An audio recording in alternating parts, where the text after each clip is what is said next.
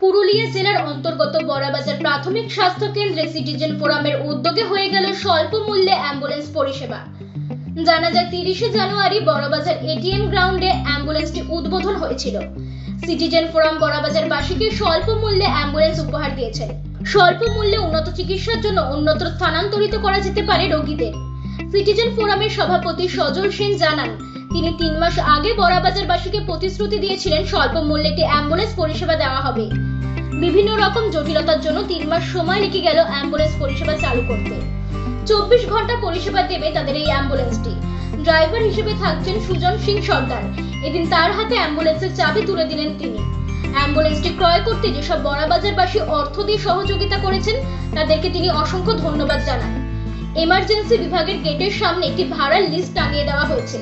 ওইখানে সিটিজেন ফোরামের ও ড্রাইভারের মোবাইল নাম্বারও দেওয়া রয়েছে বলেই তিনি জানান।